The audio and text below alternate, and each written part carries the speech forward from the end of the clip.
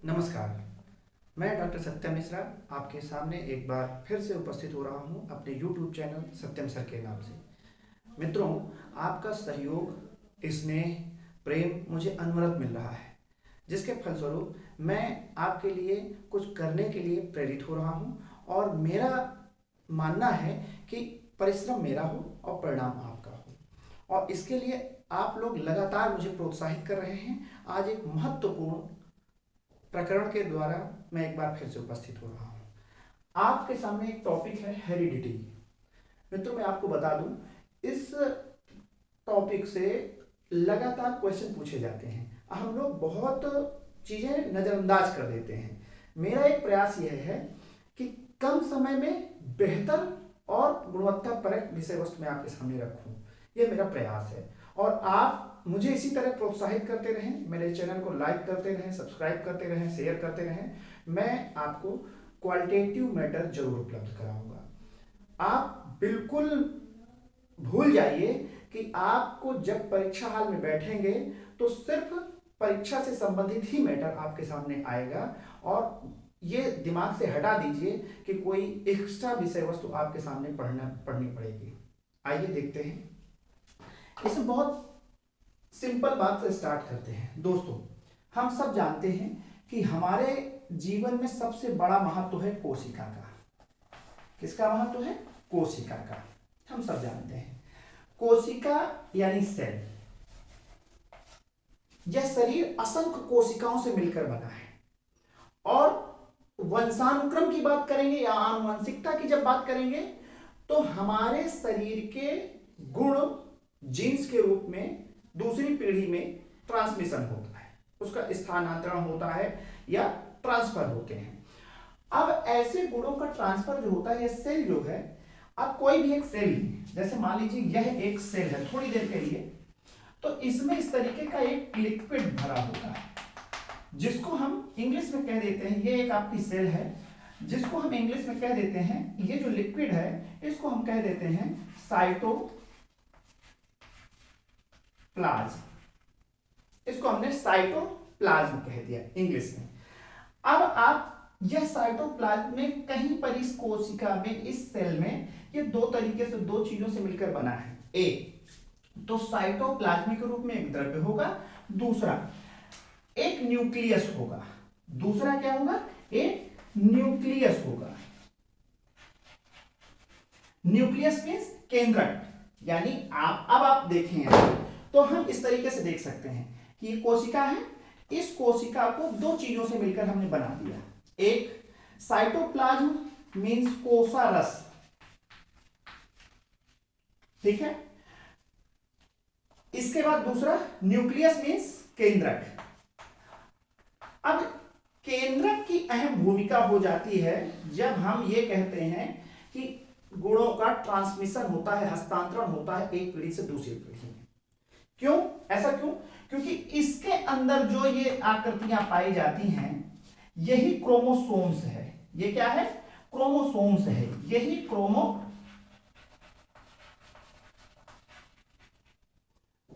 Chromosomes है। अब देखिए, यह क्रोमोसोम्स है, लेकिन ऐसी आकृतियां इसी क्रोमोसोम के अंदर जीन्स के रूप में भी आकृतियां पाई जाती हैं। अब जीन्स आपका जीन्स ही एक ऐसा है, देखिए ये जो क्रोमोसोम होता है ना, ये रासायनिक तत्व से भरा है।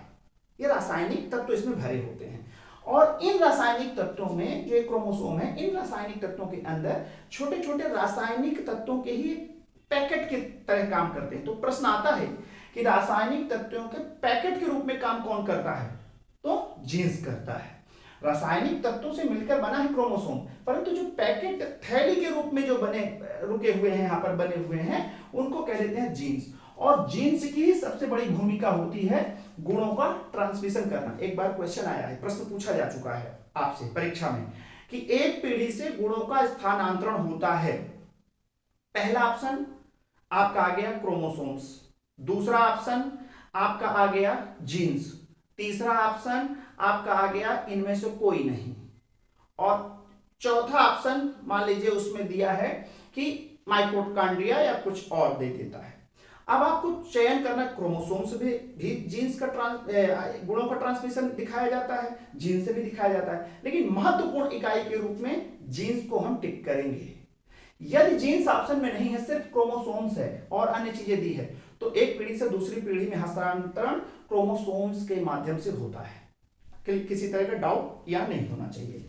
अब आइए जरा ये देखते हैं यहां पर, जैसे कोषारस और केंद्रक हमने कहा, यानी आपका जो सेल है इक्वल टू साइटोप्लाज्म, साइटोप्लाज्म और प्लस आपका क्या हुआ, न्यूक्लियस। आपका प्लस क्या हुआ, न्यूक्लियस, न्यूक्लियस। ठीक वैसे ही आप इस तरीके से जीन्स को डिफाइन कर सकते हैं, या आप आपके उस पर जीन्स जो है वह आप इस तरीके से डिफाइन कर सकते हैं कि जीन्स ही आपके गुणों का स्थानांतरण करता है, आपके गुणों का जीन्स स्थानांतरण करता है। परंतु एक रोल डीएनए और आरएनए का होता है। डीएनए के रूप में आपका वंशानुक्रम से जो प्राप्त गुण है वो संचित रहता है, डीएनए के रूप में संचित रहता है। आप हमेशा सुनते होंगे कि अगर किसी की अभी हाल ही में एक दुर्घटना हुई है, उस दुर्घटना में जो हेलीकॉप्टर दुर्घटना हुई, जनरल बिपिन रावत मारे गए, तो उसमें आपने यह सुना होगा कि यह जनरल बिपिन रावत की कुछ ऐसे कैंडिडेट थे जिनकी बॉडी जल गई थी, तो उनको डीएनए मैच कराना है कि उसी पीढ़ी के सदस्य हैं कि नहीं है। तो डीएनए का मतलब डीएनए जो और आरएनए के रूप में जो डीएनए के अंदर जो गुण संचित होते हैं उसको केंद्र से बाहर तक ले जाने का काम आरएनए का है। तो डीएनए और आरएनए दोनों आप जानते ही हैं। अब बात यह करते हैं कि क्रोमोसोम्स हैं क्या। तो हर किसी भी व्यक्ति में, किसी भी पर्सन में, मान लीजिए एक पी है, ये पर्सन पी है, तो इसमें जो क्रोमोसोम की संख्या होती है वो 46 होती है, सब कोई जानता है। या इसको इस तरीके से पढ़ सकते हैं 23 पेयर्स, यानी 23 जोड़े के रूप में होता है, या 46 संख्या होती है इसकी। सभी जानते हैं इसको, ये क्वेश्चन हमेशा पूछा जाता है, कितने क्रोमोसोम संख्या पाई जाती है। तो ये क्रोमोसोम कितनी पाई जाती है, 46। हर व्यक्ति में 46 क्रोमोसोम पाए जाएंगे। 46 क्रोमोसोम को 23 या 23 जोड़ों के रूप में भी व्यक्त किया जाता है। आपको और मैं बता दूं, ये जो 23 जोड़े हैं उस पर 22 नंबर तक, 1 2 3 से लेकर 22 नंबर तक क्रोमोसोम पुरुष और महिला में एक समान होते हैं, कोई अंतर नहीं होता, कोई भेद नहीं होता। लेकिन जो 23 नंबर का जोड़ा है, पेयर है, वो 23 नंबर का पेयर जेंडर निर्धारित करता है। क्या निर्धारित करता है, जेंडर निर्धारित करता है, यानी लिंग निर्धारित करता है। अर्थात मेल या फीमेल बच्चा जन्म लेगा, उसका निर्धारण 23वां जोड़ा करता है, यानी 1 से लेकर 1 to 22 पेयर, इनको कह दिया जाता है ऑटोसोम्स। क्या कह दिया जाता है, ऑटोसोम्स, इनको कह दिया जाता है, इनको ऑटोसोम्स कह दिया जाता है। और इसके बाद हमने कहा ये यहां से लेकर एक समान होते हैं, ये समान होते हैं इसलिए ऑटोसोम्स कहलाया, ये समान होता है तो इसलिए ऑटोसोम्स कहलाया। लेकिन जो 23 नंबर का पेयर हुआ, यानी 23 नंबर का कहने का मतलब या तो एक्स है, इसी रूप में होता है, हर होता है, सभी होते हैं, लेकिन इनकी आकृति, बनावट, लंबाई, छोटाई, बड़ाई ये सब सेम होती है इनमें। लेकिन पुरुष और महिला में ये अंतर हो जाता है, अगर XX है तो वो महिला है, और XY है तो वो पुरुष है। ये भी सभी जानते हैं। तो ये जो 23वें नंबर का पेयर है, चाहे इस रूप में हो और चाहे इस रूप में हो, इसको कह देते हैं हेट्रोसोम्स। क्या कहते हैं, हेट्रोसोम्स।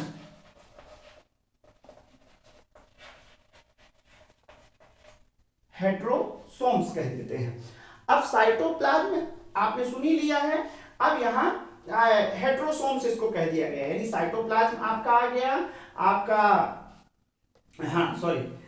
आपका साइटोप्लाज्म आ गया, न्यूक्लियस हो गया। अब आपका 46 क्रोमोसोम्स हो गए, 1 से 22 तक ऑटोसोम्स कहला रहे हैं। 23 नंबर का चाहे इस पेयर में हो चाहे इस पेयर में हो। ये 23 नंबर का क्या कहलाता है? हेट्रोसोम्स कहलाता है। इसी को कह देते हैं सेक्स क्रोमोसोम।